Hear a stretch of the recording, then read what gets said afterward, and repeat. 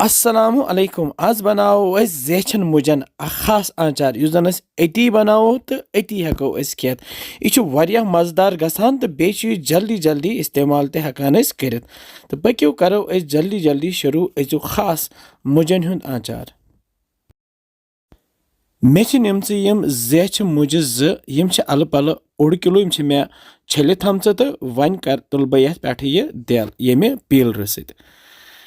Pillar सत दिल तुलित दोनवनी मुजन थवक बह दोनवे मुज यथ चॉपिंग बोर्डस पे तो यथ कर बह वन हिस्स कर बह त्रे हिस्स यथ लकटी लकटी वुस बने गोल गोल पीस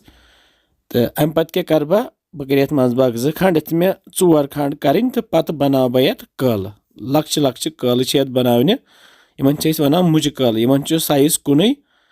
तो इथे कन करो अस बाकियन यमन मुज पीसन ते वुस वारिया सहल तो कल बनयत सरसी वुस हिशे कल तम थवोक प्लेटस मज मे इनबॉक्स करान कि अस हाव तुम मुज कल कित बनावान तो यमे साने मुज कल यप जालो वो गैसस पे थो मे कड़ाई कड़ाई मज त्रा बह 1 चमची यह फल तेल ये गर्म गस पे थो गैस बंद तो यह करो थोड़ा ठंड तो पे त्रो मुज कल ये मज तो गैस थो तल लुत तो पे थो ढकन 2 मिनट थो इथे कन 2 मिनट गसित करो चेक अथ द्रामुत आब इस एक्स्ट्रा आब यह श्रोपरावो तो ये दिमो हल्क तलिन तो ये त्रा बह ये 12 रोहन फल चटित इन मे नुक नुक कोर्मुत तो यम करो ये तैयार हल्क फ्राई तो बे त्रा बह ये आसर ओड चमच बे त्रा बह यह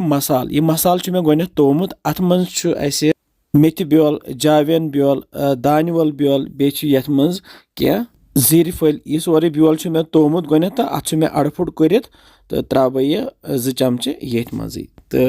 रलावन यमन मुजन सत तो तल मे गैस थोमुत लुत तो लत्सी पे करो हल्क फ्राई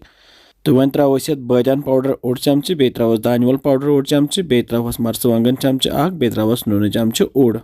नून कूत खेवान तमे हिसाब त्रो तुम तो रलावन असल पे तल मे गैस लुत थोमुत तो करोन यह तैयार वो आंचार गो सोन तैयार यह बनावान ये इंस्टेंट आंचार मतलब ये बनाओ तो अती खेमो माशाल्लाह वो क्युत आंचार गो तैयार गैस करो वन बंद थो बोन कुन तो ये त्रो लोब ओड ये चिड़ित अम सह चोकर हूँ माशाल्लाह वो यपर ओन मे यह कतरू कवल तो अथ मज त्रोन यह माशाल्लाह वो क्युत रंग तोत ज़बरदस्त आचार तो यह सजावन पे ये मे दान वल सत तो बे सजावन यमो फीरन गोजो सत वो तो पे खश पे तक त्रित तमी सजित तैयार सोन मुज आंचार तो वमेद से तुम यह अजुक मुज आंचार पसंद आमुत इंशाल्लाह समखो बे कैसन मजेदार रेसिपियन तुत कल थो पन ख्याल बिहु रबस हवाल अस्सलामु अलैकुम।